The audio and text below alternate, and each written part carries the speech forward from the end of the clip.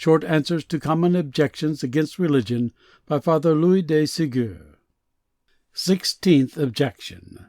I believe only what I understand. Can any reasonable man believe all the mysteries of religion? Answer.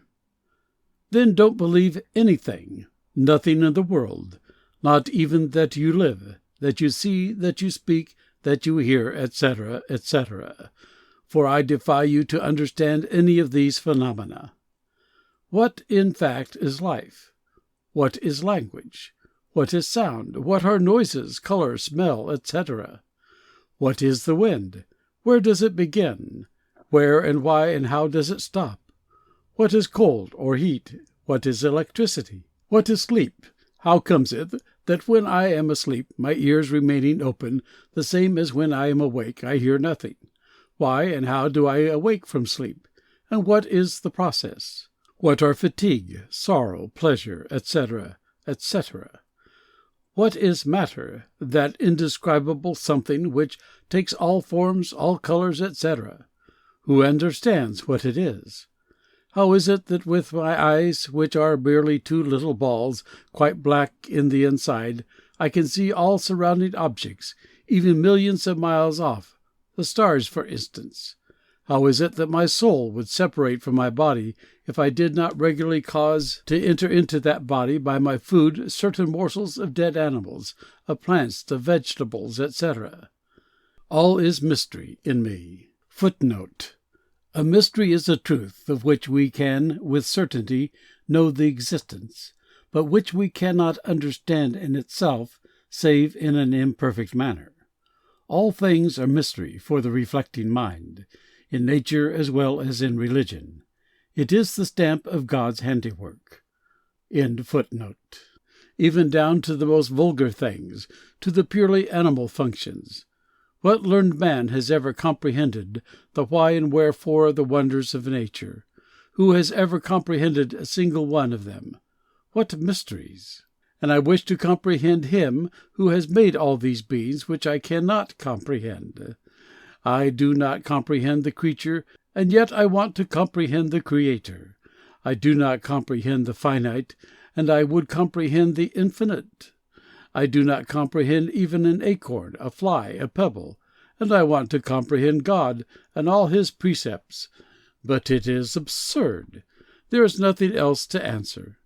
The mysteries of religion are like the sun, impenetrable in themselves. They enlighten and vivify those who walk with simplicity in their radiance. They only blind the audacious eyes which would fathom their splendor.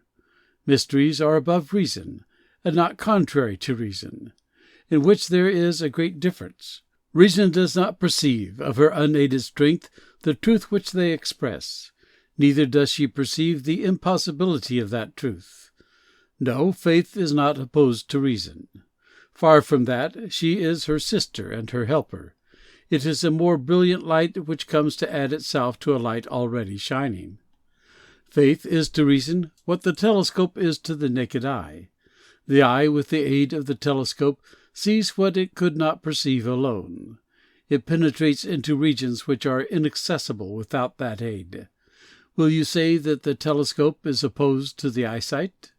Such, then, is faith. It does but regulate and extend reason. Faith leaves to reason its free exercise in all that comes within its range.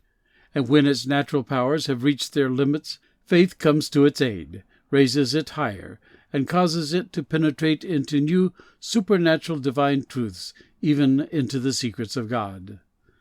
I believe the mysteries of religion, then, as I believe the mysteries of nature, because I know that they exist. I know that the mysteries of nature exist because they are attested by the most unexceptionable witnesses, namely all my senses and common sense.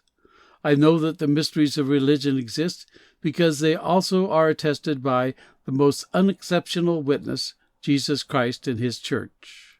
My reason serves me to examine and to weigh the value of their testimony. But when by the touch of philosophy, of criticism, and of good sense, I have examined the facts which prove to me the truth, divinity, and infallibility of these testimonies, my reason has finished its work. Faith must take its place. Reason has conducted me up to the truth. Truth speaks, and I have only to listen, to open my heart, to believe, to adore. My faith in the Christian mysteries is then supremely reasonable. It proves a solid and logical mind. My reason has said to me, "These witnesses can neither deceive you nor themselves. They bring you the truth from heaven."